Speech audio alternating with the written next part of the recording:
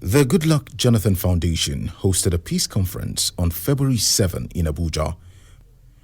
To put electoral peace in focus as a preface to the general elections is more than timely, and for this well-thought-out conference, the Goodluck Jonathan Foundation assembled very cerebral speakers across the African continent, especially those from countries that had experienced leadership crisis.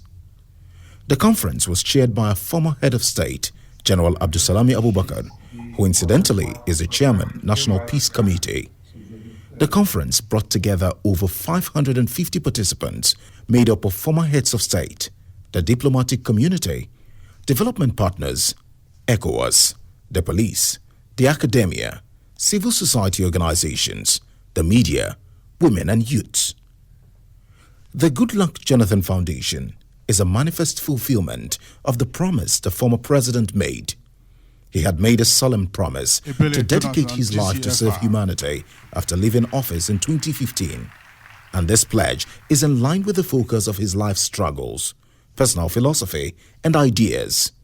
We all know that Dr. Goodluck Jonathan, His Excellency, was Nigeria's president, but there are a few details. From 1999 until 2015, he set a record. He was, and he still is, the first Nigerian to have served as deputy governor of a state, governor of that same state, vice president of the Federal Republic, acting president of the Federal Republic, and ultimately, president, commander-in-chief of the Federal Republic. The conference established a nexus between peace and national development. In his opening statement, the former president noted that Africa's relatively slow growth and poor economies are linked to the preponderance of conflicts which take their roots from the desperation that often characterizes the struggle for power. I had promised upon leaving office as president in 2015 that I will be channeling my energy towards serving humanity in another form, which is no less defined along the lines of the focus of my life struggles, personal philosophy, and ideals. The birth of the Goodluck Jonathan Foundation, a non-for-profit organization, is the fulfillment of that promise.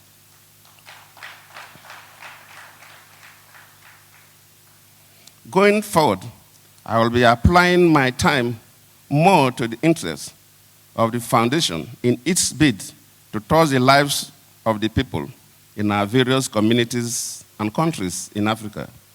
The work of the Goodluck Jonathan Foundation focuses on credible elections, peaceful transition, good governance, as well as promoting youth and women empowerment.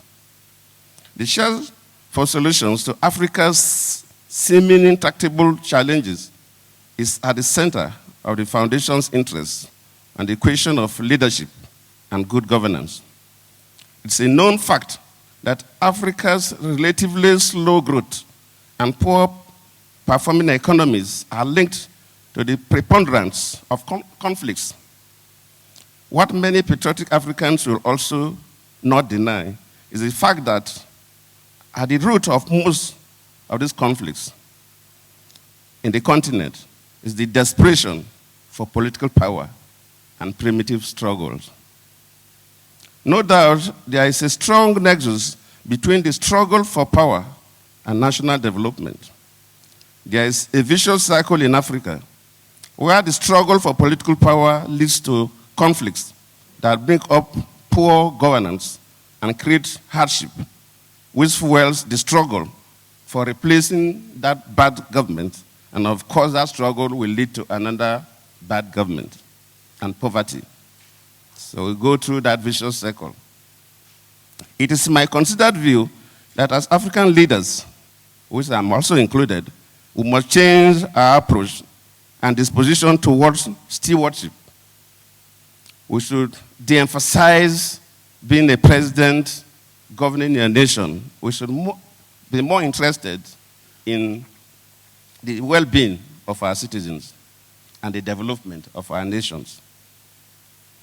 If you look at the United Nations Development Program, the analysis for the 2018, you will see that the 10 most developed countries are countries that are very safe, minimal conflicts. These countries include Norway, of course, it's been projected. So you see that these are the 10 most developed countries by the UNDP records. And if you go into these nations, almost zero conflicts. The 10 least developed countries are countries that, for the past couple of years, there have been conflicts and conflicts and conflicts. Most of these, or all of them, are in Africa. So there's a clear link between development and conflicts. And for that reason, for any person who wants to be a president of a nation or who is a sitting president of a nation, so first think how to stabilize the nation, because that will drive the economy. His concern over election-related violence cannot be overemphasized, particularly because of its regularity in democratic nations. Jonathan is worried that this trend is becoming prevalent in many African nations, albeit to the detriment of peaceful coexistence, economic growth, and sustainable development. He posted this panacea. We sincerely thank General Abdulsalami Abubakar and members of the Peace Committee for the various efforts they are putting in to ensure that we conduct credible elections that are free and fair.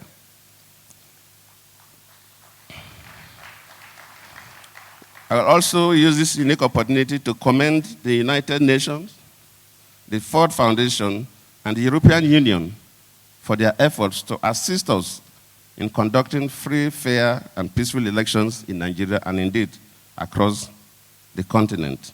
We remain grateful to them all. So for us in the Goodluck Jonathan Foundation, we believe that this is the little token, our little contribution to ensure that our elections are peaceful, because of our belief that for a nation to develop, conflicts must be minimized. And we charge our political leaders to be more interested in how we improve the quality of life of our people instead of thinking about the positions.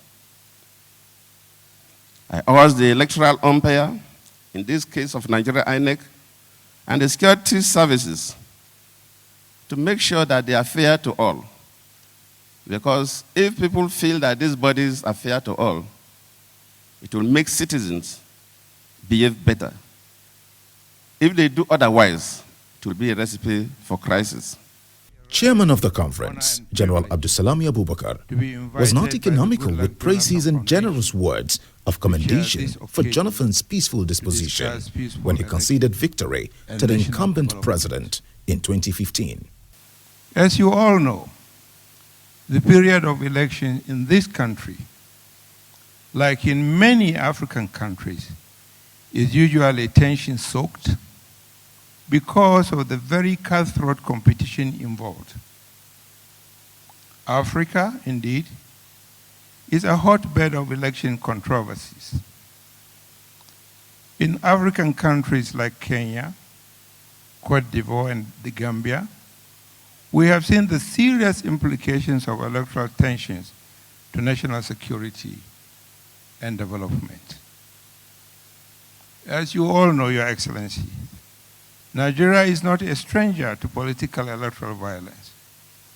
This country has historically had its fair share of election violence. Some of the violence even dates back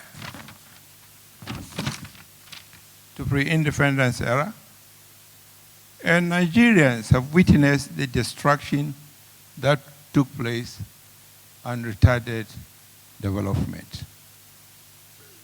Your Excellencies,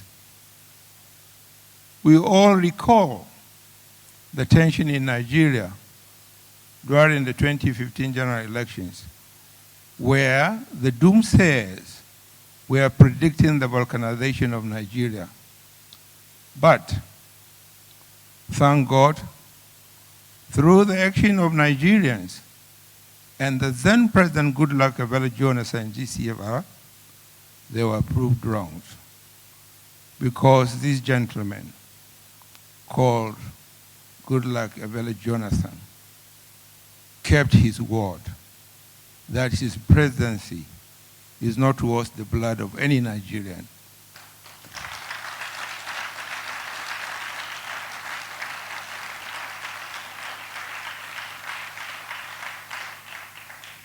And he graciously conceded defeat at that election.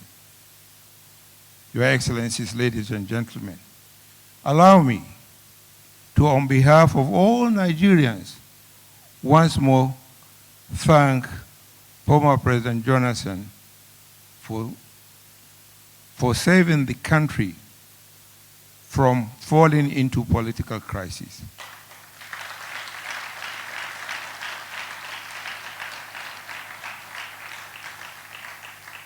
And also in furthering strengthening the growth of democracy, not only in Nigeria, but in Africa and indeed the world. As we all know, peace is absolutely necessary for the survival of a nation, because without a peace, there will be no nation. Without a nation, there wouldn't be any election. So it is on this premise that the National Peace Committee is encouraging and thanking Jonathan Foundation for this conference.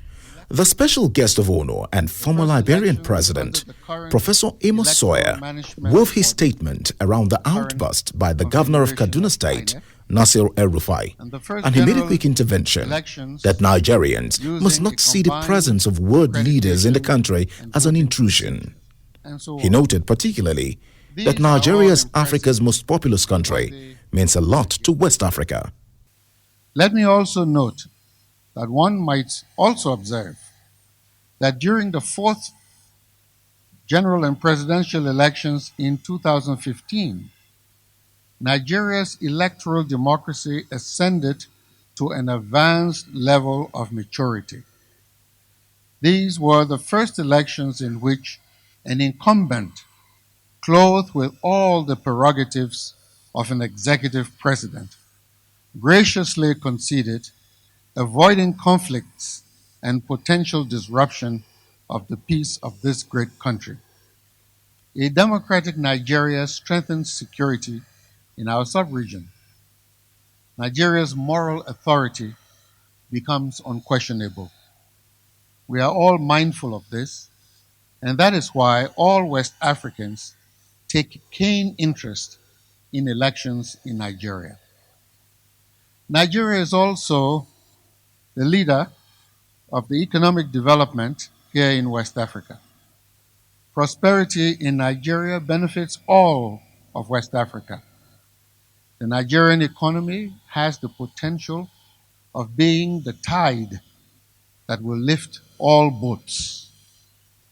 And so we are interconnected such that elections in Nigeria cannot be seen narrowly as a Nigerian-only affair. West Africans have a very special interest in these and all elections in Nigeria. Therefore, allow me, dear friends, to appeal to the people and leaders of Nigeria to do all that is possible to resolve all critical elections-related issues so as to reduce controversies and contentions over results and in the post-elections period. I am gratified that the leaders and people of Nigeria are perfecting their electoral process so as to entrench peace and development. Allow me at this point to point out some of the challenges that may subsist in the current electoral process. They are not peculiar to Nigeria, but are worrisome nonetheless.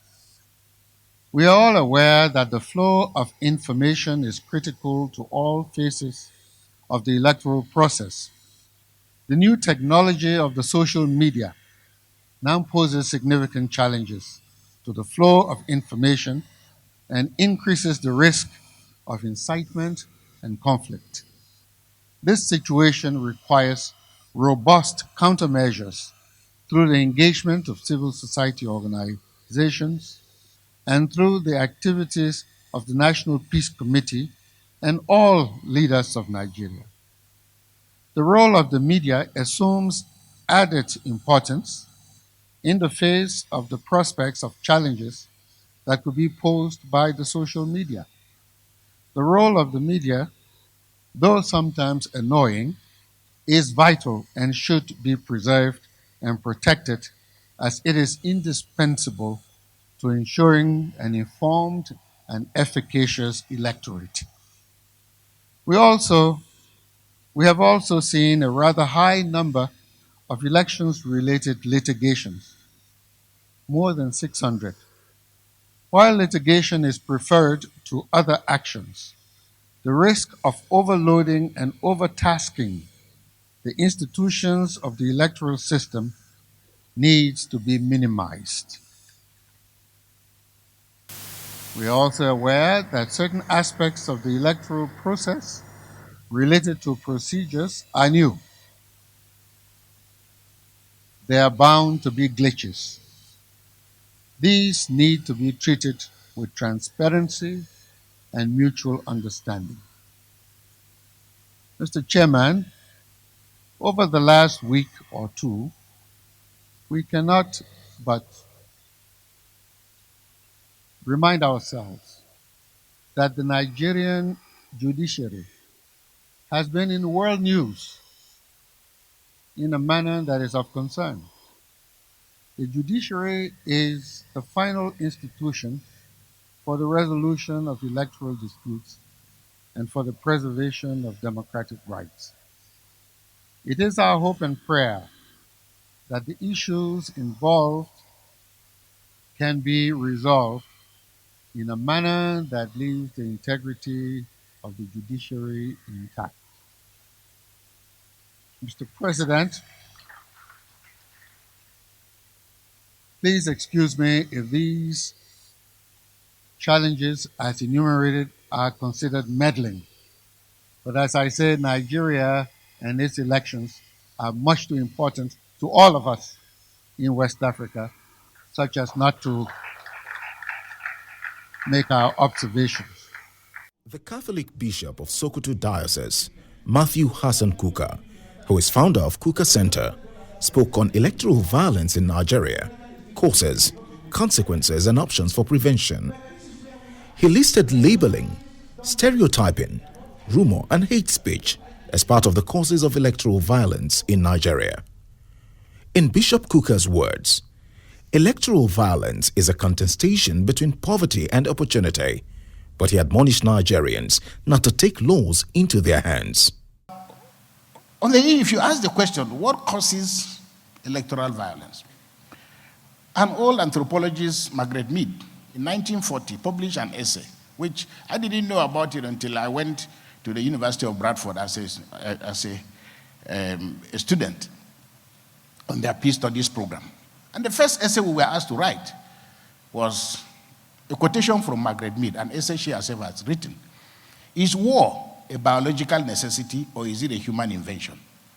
Is war a biological necessity? So that is there something intrinsically in our DNA that predisposes us to war and violence? The answer may be yes, it may be no, but then you ask the question, is fighting inevitable? Is domestic violence inevitable? I guess many men who participate in domestic violence say, is either they attribute it to the devil or they say that is how things are. But there are certain people who get angry and act differently. So it is to make the point, therefore, that although violence, peace is desirable, that is why all the countries that President Jonathan illustrated in his presentation, how did they become peaceful? Now, you have to look back at the events of the First World War, the Second World War, and also not ignore the fact that even before the First and Second World Wars, most of 16th, 17th, 18th century Europe was taken up by autocracy, dictatorship, theocracy, plutocracy, all kinds of governments. And that what really happened after 1918, when the First World War ended, was the world created the League of Nations. And the idea was we want to make sure that we don't go back to this kind of life again, because it was okay when black people were being shipped across the world when they were slaves. But suddenly, war brought out the worst in human beings, but in this case, predominantly white people. Then the Second World War. But also, very interestingly, after the Second World War in 1945, by 1948, the United Nations had been set up.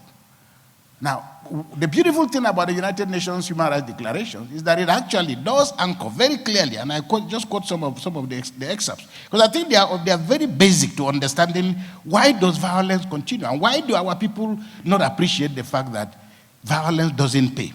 Whatever it is. Of course, no society can provide everything for everybody. But clearly, what is important is that a society must seek to aggregate certain interests and create the impression that all of us have an opportunity. We will not all be president, but at least don't stop us from trying. So the point is that if we ask the question, and we go back to the Nigerian situation, many of us will go back to the 2011 violence, for example. But the violence in 2011, actually, nothing compared to what this country has gone through.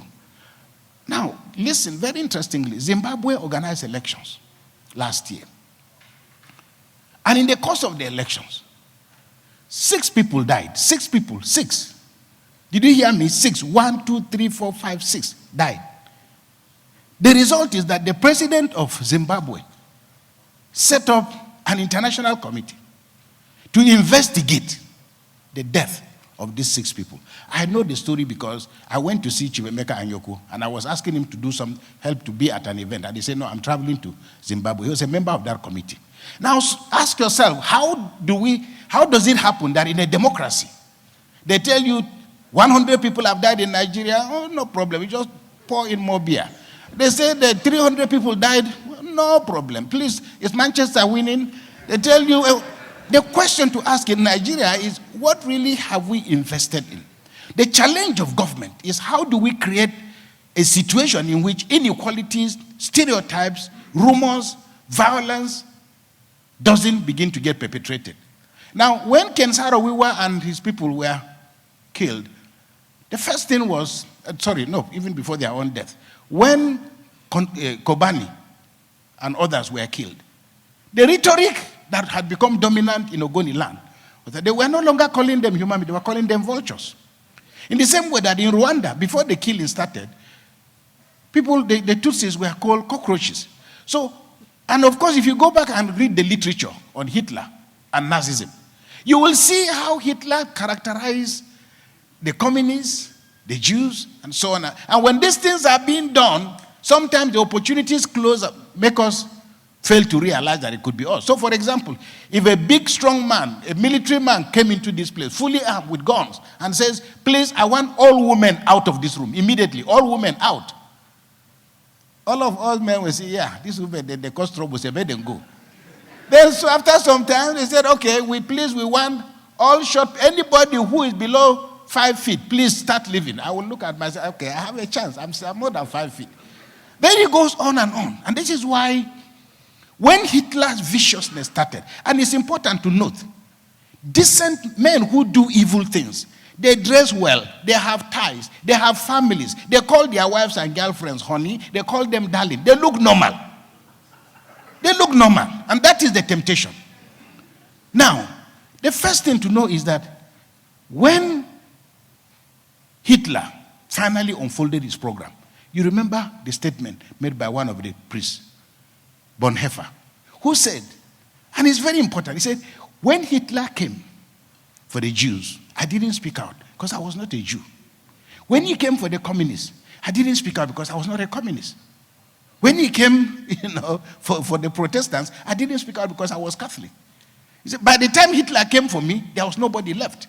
So the question and the challenge for us is, how do we hold the feet of those whom we have elected, because we elect people on certain platforms and certain claims. We must therefore never assume that people cannot use democracy to institutionalize other forms of anti-democratic behaviors and cultures. And this is why we must continue.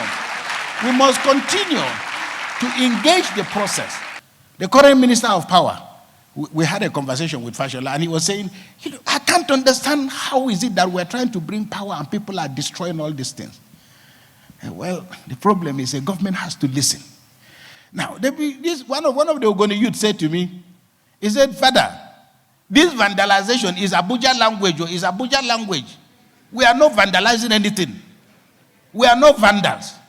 He said, we ask government for water. They say it's in the pipeline. We ask for school. They say it's in the pipeline. We ask for education. They say it's in the pipeline. We ask for jobs. They say the jobs are in the pipeline. So we are opening the pipeline to find out where are the promises government has made to us. So by way of conclusion, let me say that perhaps, and I think President Jonathan made reference to this point, critical to establishing a peaceful and a just society is how do people remember? And people remember differently. You know, there's a place in London where people can, you can go and say every Trafalgar Square, you can go and say whatever you want to say. And people go there on Sunday. You can abuse anybody. People go and practice how to speak. You can abuse anybody, the prime minister, anything. Nobody will say anything to you. But you also hear people arguing. So this bishop, he's dead now. He was preaching, he was talking one day, and one madman went and stood in front of him. He said, you know, you are a madman. And Bishop continued talking. He said, I say you are a madman, Bishop. He said, look, see my collar. I cannot be a madman. Then the man said, prove to me that you are not mad. And Bishop, as he was talking, said, he remembered that he had nothing to prove that he wasn't mad. So he turned to the man and said, you too are mad. And the man said, no, I'm not mad. Then while he was processing how to answer, he said, okay, you prove to me that you are not mad. He said, the man now put his hand in his pocket, walked to him, gave him a piece of paper. He opened the paper, looked at it. It was the man's discharge certificate from a mental home. So he had a certificate that he had been discharged, but Bishop didn't have a certificate to show that he was not mad. What am I saying by way of conclusion? It is that, if you want a driver today, and somebody comes in front of you and says, I'm a driver, you ask the person, where have you? He said, I used to drive General Abdul Salam when he was head of state. Well, come. It's an honor for me. We wanted to recruit a security man in our parish in Kaduna because we had lost one and lost a second one. So 3 people applied. The first person said that he wasn't well paid. The second man said that he had to leave the place because he's from the north and it looks as if the Igbo man he was working for didn't trust him very much. He was always accusing him of stealing. We said, did you steal? Well, he's a big man now. Okay, so then the third man, we now ask the third man, you looking a little bit tipsy. We said, what of you? He said, I did work for one place before. So why did you leave the place? He said, oh God, they 2 wake me up. Him, they worry me, they 2 wake me. This is a security man. His problem is Oga was always waking him up. The point I'm making is if you want to hire a driver, a security man, there has to be evidence. If you show up in a hospital with all the best uniform and say you are a medical doctor, they will have to go through. But do you know what? Politics is the only thing you don't need a certificate of qualification to participate in. And this is why we ordinary voters must not leave our fate in the hands of politicians, because we must remain constructively engaged in the process. Somebody went to, again, Jamaica, and it was the time Shagari was president. And the man saw a baba. He saw a long queue of cars. They were shouting. He said, who is this? He said, who are these men? He said, it's the president of Nigeria. So what? President of Nigeria. So, what's that? Nigeria, the biggest country in Africa. The guy has never heard of Nigeria. You don't know about Nigeria? He said, no. He said, but you are always playing Fela's music in your shop. He said, yes, of course. He's the greatest musician. He's from Nigeria. Said, come on, man. You should have told me the man is from Fela's country. Don't tell me he's from... So there are certain great men that you who are like a passport. I'm sure if you go to many parts of the world, and when we went to Liberia, I saw that only we Nigerians are talking nonsense, let me put it that way, when it comes to Abacha.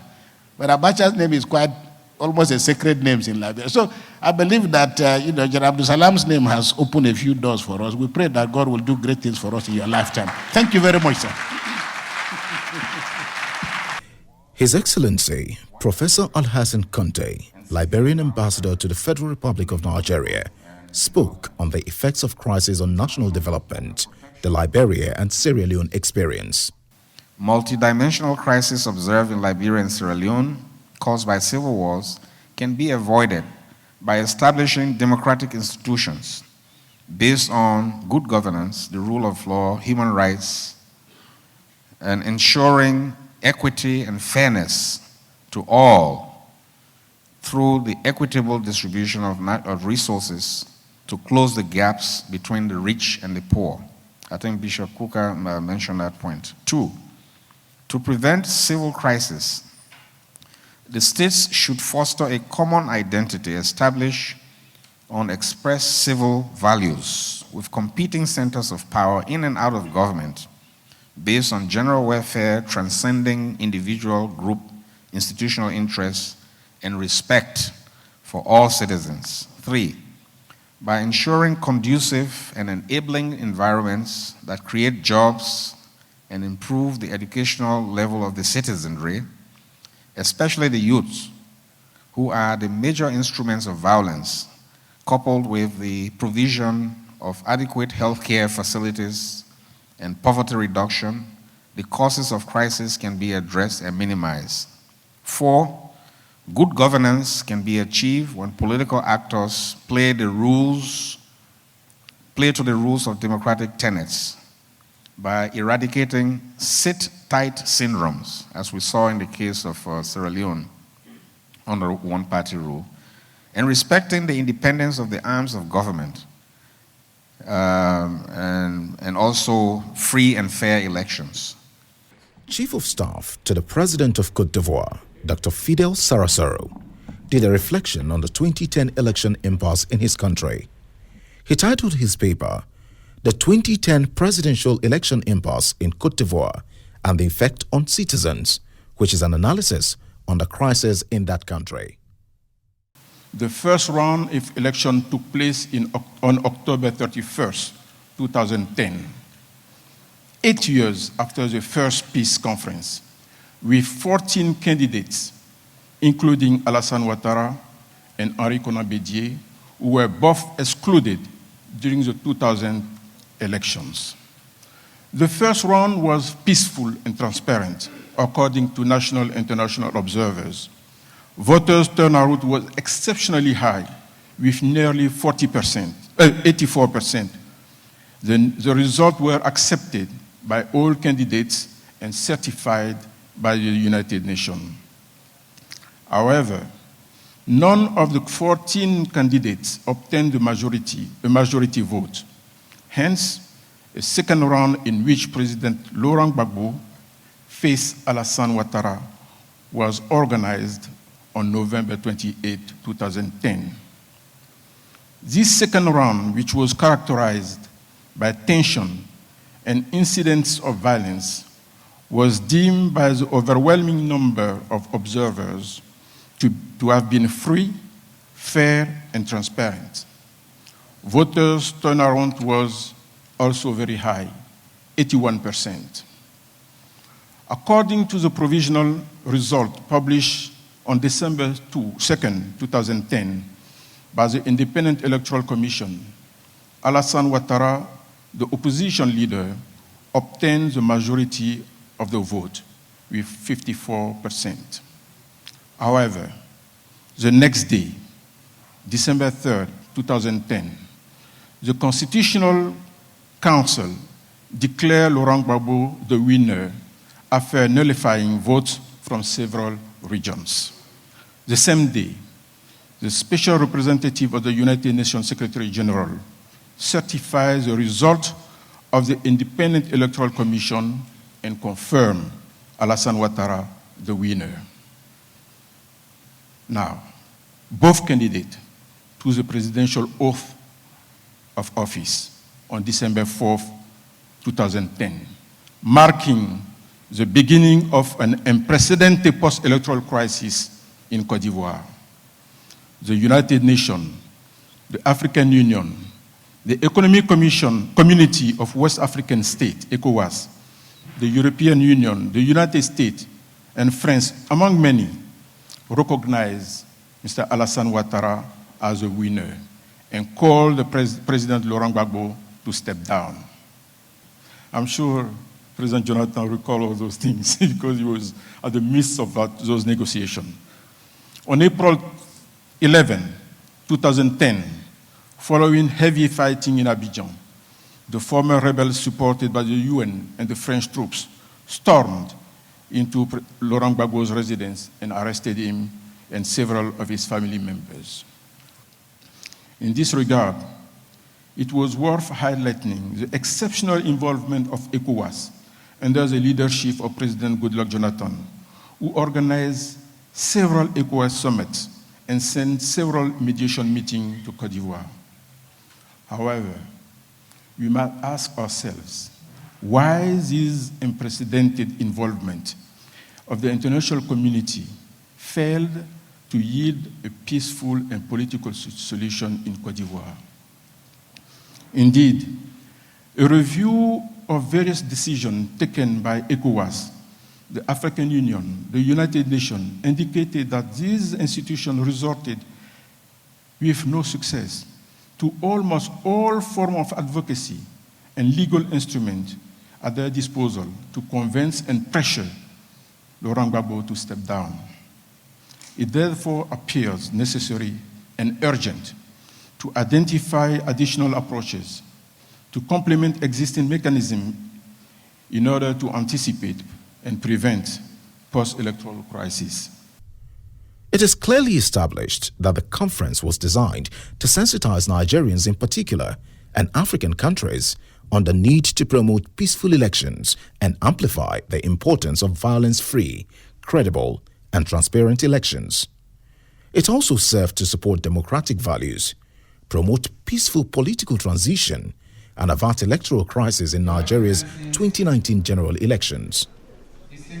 At the end of the conference, a communique was issued and some observations were made by the participants. There is no better time to have this discussion on the nexus between peaceful election and national development that has been amplified by His Excellency Goodluck Jonathan. Election seasons always come with their associated heightened tension emanating from such keenly contested competition that only one person will emerge as a winner. It is in this regard that the ECOWAS Commission sees today's event as pertinent. Your Excellencies, invited guests, ladies and gentlemen, I wish to assure you that the door of the ECOWAS Commission is open for us to collaborate on any initiative and effort in making our countries and the region peaceful, stable, and secure for national development. Nigerians, just like many other countries in the world today, have chosen democracy as our preferred system of government. And one of the key ingredients of a democracy is elections. They happen every once in a while. The importance of elections is shown by the fact that it is enshrined in Article 21 of the UN Universal Declaration of Human Rights, which says that the will of the people shall be the basis of the authority of government. And this will shall be expressed periodically in genuine elections by universal and equal suffrage, and shall be held by secret vote or by equivalent free voting procedures. So for elections to represent the will of the people, it must be conducted in a free, fair, and peaceful manner. And we know that this has often been a challenge we have in our region. So this is a wonderful opportunity for us to come and look at what will happen in the next few days in Nigeria and to explore ways that we can ensure that the will of the people are represented and the people are free to make a choice of who they want to govern them and that their choices are respected. I joined the United Nations in 1995, and incidentally, my first assignment was in Monrovia. My supervisor, who led the team, opened his eyes and tears were dropping. And I asked why, because this was a team that was assembled and he was the lead. And he looked at me and said, Soji, I saw this in 1994. He was a Rwandese, and he at that time became an American citizen.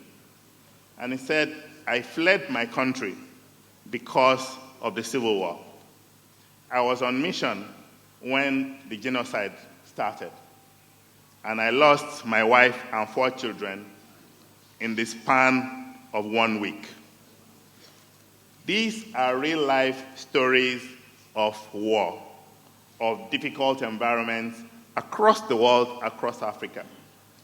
And here we are, sitting amongst people that we could hold as the reason why we still have Nigeria the way it is today. I think we should put our hands together for His Excellency, the former president of Nigeria, for taking that bold step to ignore the paraphernalia of office, to ignore the naysayers that were telling him and urging him to go on, that he can go to the Supreme Court and get, his way through.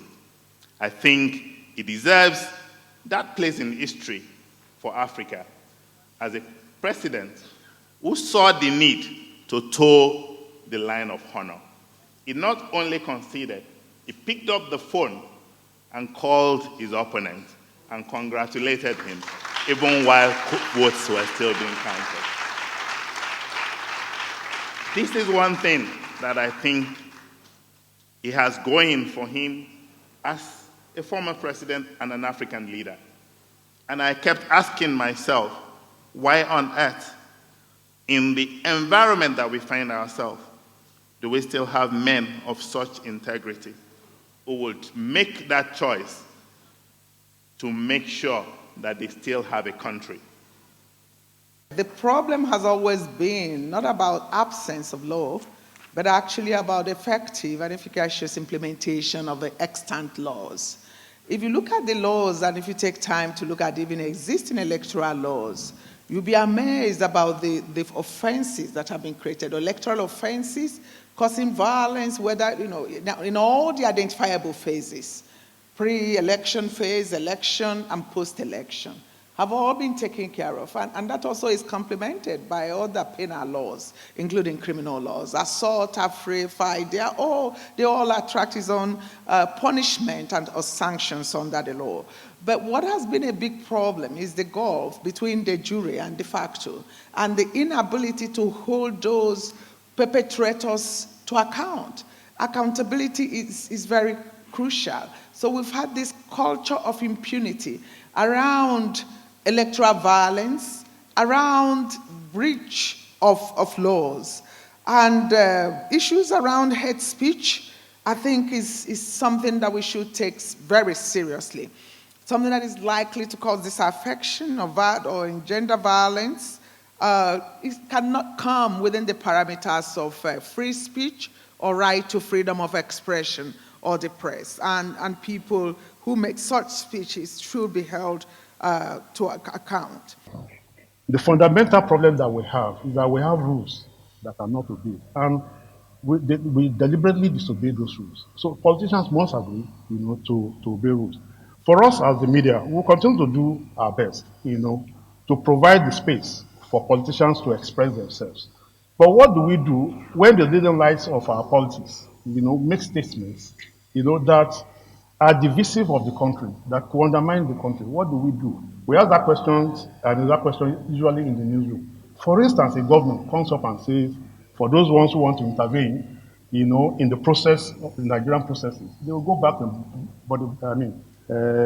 body bags. Finally, I think the people themselves need to stand up. Like you have said, they should not leave the business of politics. It's too serious for us to leave it to politicians alone. At this stage of our national life, we have to change the narrative of saying that our democracy is still evolving. As a child or a man of 58 years, I don't think any parents will be happy to see that child not walking tall and to say he's still crawling. So I think we have outgrown that one. We have enough democracy to have learned from, to have outgrown, evolving a new, our own democracy. And how do we do this? It can only happen when we have a peaceful society. How do we have peace? In the short term, I think I want to appeal to the regulatory body of the conduct of the election, the INEC, the police. The police has been giving us reassuring words here. I agree. They should go a step further, not just saying it, but following it up, and should also be seen to be doing the same thing. And for our politicians, they should be mindful of what they say that's capable of inflaming passion in the country. This country belongs to all of us. And finally, in the long term, I think, like the representative of the IG said, there are certain sanctions that need stronger legislation. Somebody is caught on electoral fraud, for instance. You say he came to power, like a governor, for instance. He came to power through fraudulent means, and he walks away only to contest the next election. Like in criminal jurisdiction, you should also be banned from holding public office in the next 10 years. I think that will also serve as a deterrent to others. And again, we need to restructure this country. The center is too strong, and that's what makes people attractive. That is what is attracting people, that they will either die or do in the process of getting to power if the center is not too strong. So we need to decentralize power. Thank you. There was something that President Goodluck Jonathan said that resonated with a lot of people. My ambition would not cost any life, or there is no blood that should shed because of my ambition. That alone paved way for peace.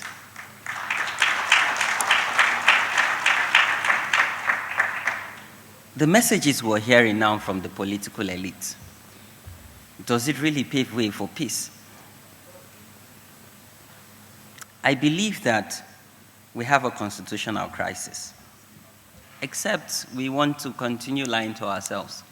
The 1999 Constitution, as amended, is not working for the Nigerian people.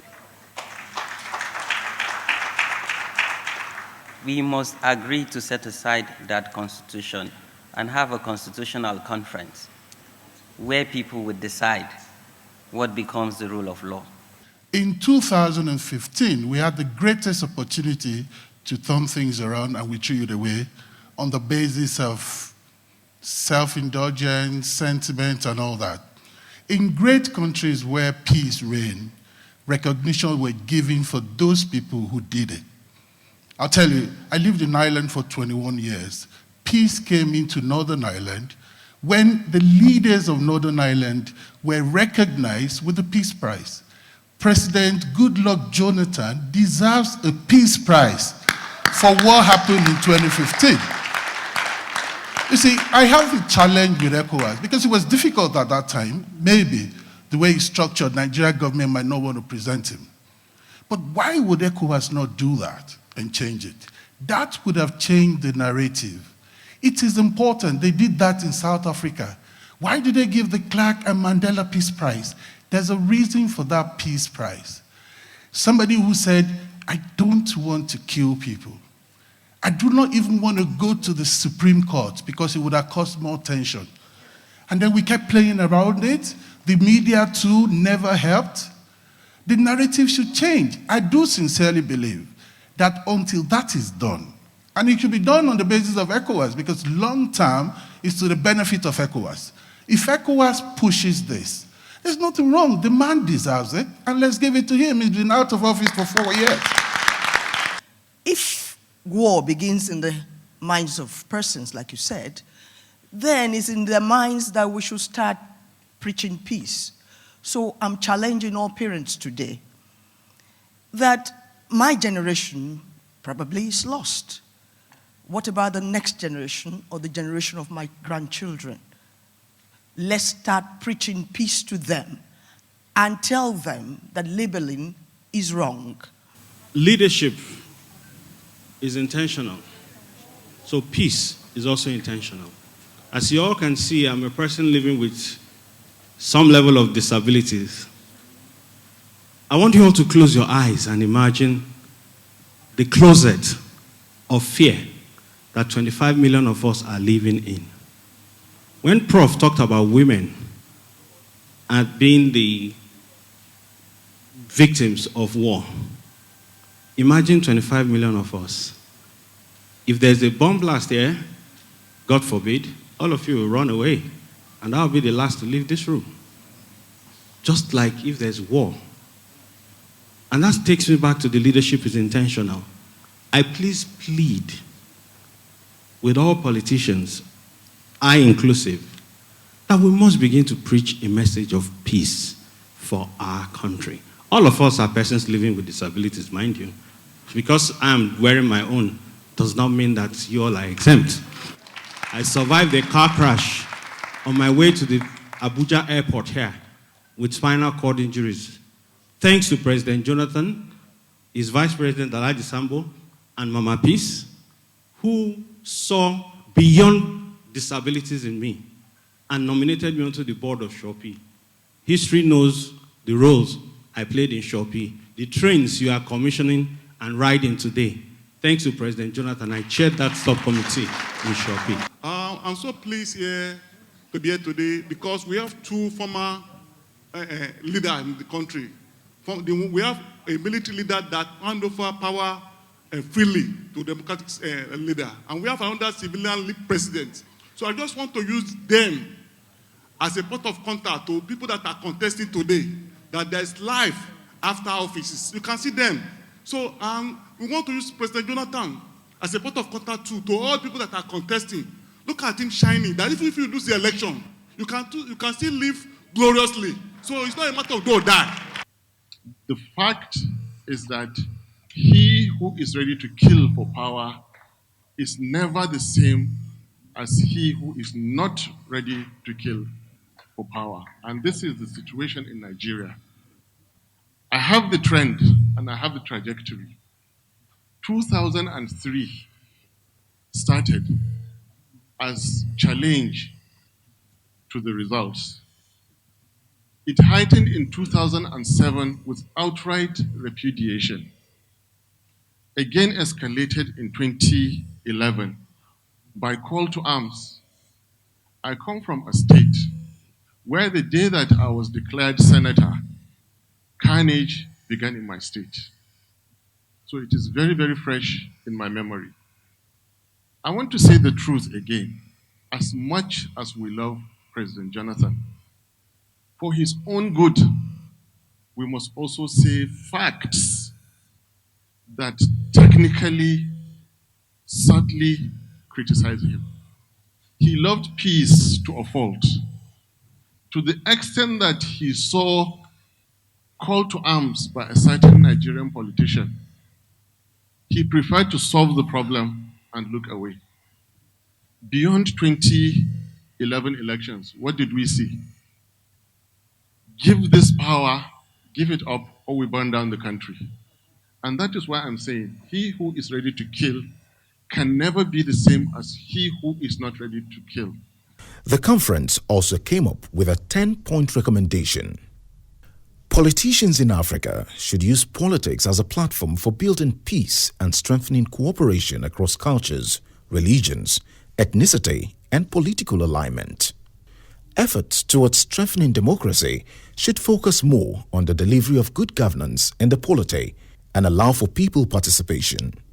Stakeholders in the 2019 general elections in Nigeria should play by the rules and avoid utterances and actions that may precipitate violence. The Independent National Electoral Commission, INEC, and security agencies should be professional and non-partisan in the performance of their duties. African leaders and politicians should refrain from labeling opponents as liars, looters, and enemies, as such unsubstantiated name-calling could trigger violent reactions. Efforts should be made by national governments, civil society organizations, and community leaders in Africa to prevent post-election crisis. Regional and sub-regional organizations like the African Union and ECOWAS should encourage and promote good governance by establishing a reward system for exemplary leaders in Africa. Inclusive and people-centered leadership should be the focus of national governments in order to mainstream peace building in the course of governance.